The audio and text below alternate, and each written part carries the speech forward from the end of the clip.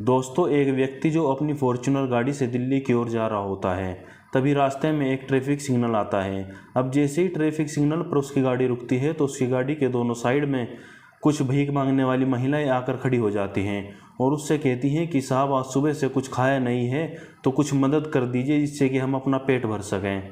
अब वह व्यक्ति अपनी जेब से 100 रुपये निकालता है और सभी महिलाओं की मदद करने लगता है।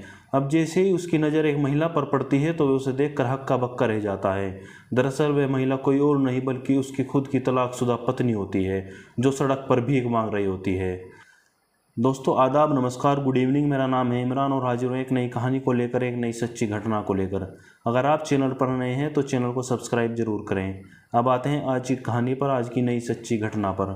आज हम आपको जो सच्ची घटना सुनाने जा रहे हैं, सच्ची घटना है उत्तर प्रदेश की। उत्तर प्रदेश का एक शहर पड़ता है कन्नौज। दरअसल बात है 14 अगस्त साल 2015 की। कन्नौज का रहने वाला एक व्यक्ति जिसका नाम संदीप चौहान होता है, वह अपनी फॉर्च्यूनर गाड़ी से दिल्ली के लिए निकलता है। अब जैसे ही कुछ दूर चलता है तो कुछ दूर चलने के बाद ट्रैफिक सिग्नल आता है।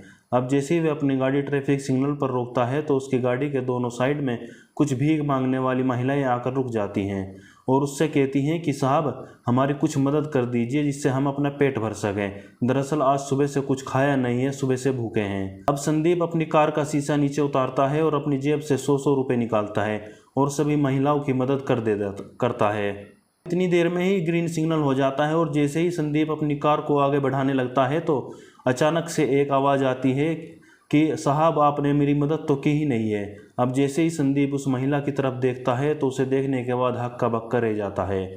दरअसल वह महिला कोई और नहीं बल्कि उसकी खुद की तलाकशुदा पत्नी रूबी होती है। अब जैसे ही वह रूबी को देखता है तो देखने के बाद हैरान रह जाता है। अब रूबी भी उसको देखने के बाद, अपने पति संदीप चौहान को देखने के बाद हक्का बक्का रह जाती है। अब दोनों कुछ देर तक एक दूसरे को देखते रहते हैं। अब संदीप रूबी से कहता है कि रूबी, तुमने अपनी क्या हालत बना रखी है और तुम सड़क पर भीख क्यों मांग रही हो।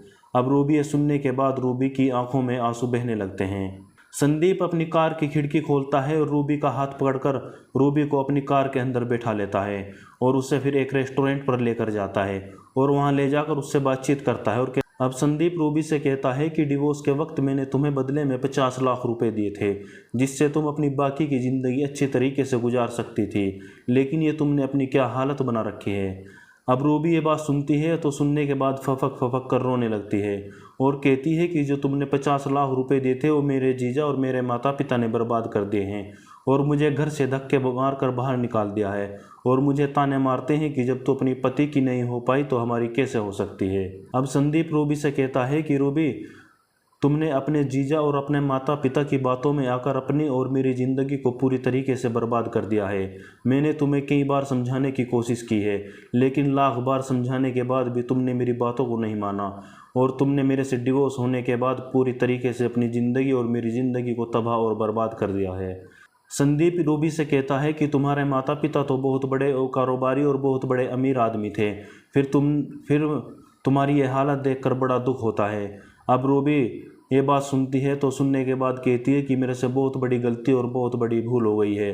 दरअसल तुम्हारे जैसा पति अगर किसी को मिल जाए तो वो खुशकिस्मत औरत हो सकती है।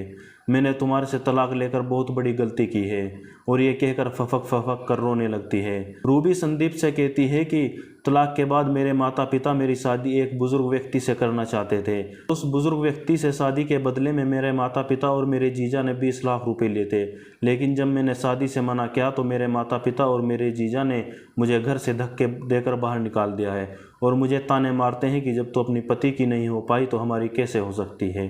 अब ये सुनने के बाद संदीप भी इमोशनल हो जाता है और उधर रूबी संदीप के पैरों में पड़कर बिलख बिलख कर रोने लगती है और कहती है कि हो सके तो मुझे माफ़ कर देना, मैंने बहुत बड़ी गलती और बहुत बड़ी भूल कर दी है। अब संदीप किसी तरीके से रूबी को शांत कराता है और उसका हाथ पकड़कर अपने सामने वाली सीट पर बिठा देता है। अब कुछ देर बाद रूबी संदीप से कहती है कि चलो ये बताओ, माँ कैसी है। संदीप कहता है कि तुम्हारे तलाक लेने के बाद माँ पूरी तरह टूट जाती है, बिखर जाती है और बीमार रहने लगी है। माँ हर रोज़ तुम्हें याद करती है और कहती है कि काश मेरी बहू रूबी मेरे घर पर वापस आ जाए। अब संदीप रूबी को उसके कमरे पर छोड़ता है और दिल्ली के लिए रवाना हो जाता है। अब जैसे ही संदीप चौहान दिल्ली के लिए रवाना होता है तो रूबी कहती है कि अपना ख्याल रखना और टाइम पर खाना खा लेना। अब संदीप दिल्ली के लिए रवाना हो जाता है, लेकिन संदीप के दिल और दिमाग में रूबी के हालात और रूबी की यादें दिमाग में घूम रही होती हैं। अब संदीप दिल्ली पहुंच जाता है और पहुंचने के बाद ठीक अगले दिन अपने शहर कन्नौज के लिए रवाना हो जाता है। अब जैसे ही वह वापस कन्नौज आता है तो सबसे पहले रूबी के कमरे पर जाता है। जैसे ही संदीप रूबी के कमरे पर जाता है तो रूबी भी उसको वहाँ मिल जाती है।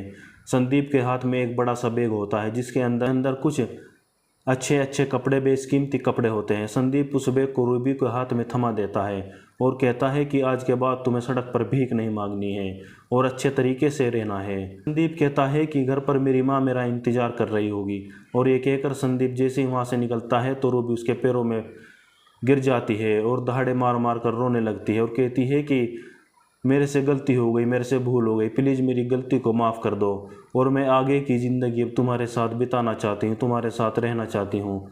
अब जैसे ही संदीप रूबी की बात सुनता है तो सुनने के बाद अपनी जेब से मोबाइल निकालता है और अपनी माँ के पास फ़ोन करता है और कहता है कि माँ रूबी मिल गई है। अब संदीप अपनी माँ को सारी कहानी बताता है। अब उसकी माँ सारी बातें सुनने के बाद कहती है कि बेटा अगर रूबी मिल गई है तो रूबी को अपने साथ ही लेकर आना, उसे छोड़कर मत आना। अब जब रूबी ये बात सुनती है तो वे भी खुशी से झूम उठती है और संदीप रूबी से कहता है कि चलो अब तुम जल्दी से तैयार हो जाओ। अब रूबी एक बार फिर नई दुल्हन की तरह तैयार होती है और संदीप के साथ उसके घर पर चली जाती है। अब जैसे ही संदीप रूबी को लेकर अपने घर पर जाता है तो उस अपने घर के बाहर मेन गेट पर उसका इंतज़ार कर रही होती है। अब रूबी कार से उतरती है और उससे पहले अपनी सासू माँ के पैरों में गिर जाती है और बिलख बिलख कर रोने लगती है। कहती है कि सासू माँ मेरे से बहुत बड़ी गलती, बहुत बड़ी भूल हो गई है, अगर हो सके तो मुझे माफ़ कर दो। अब सासू माँ उसका हाथ पकड़ती है और उठाकर अपने गले से लगा लेती है। फिर दोनों कुछ देर तक फफक फफक कर रोने लगते हैं। अब इस तरीके से संदीप और रूबी एक नई ज़िंदगी की शुरुआत करते हैं। दोस्तों, आपको ये कहानी कैसी लगी कमेंट बॉक्स में ज़रूर बताएं। फिर मिलते हैं एक नई सच्ची घटना के साथ, एक नई सच्ची कहानी के साथ।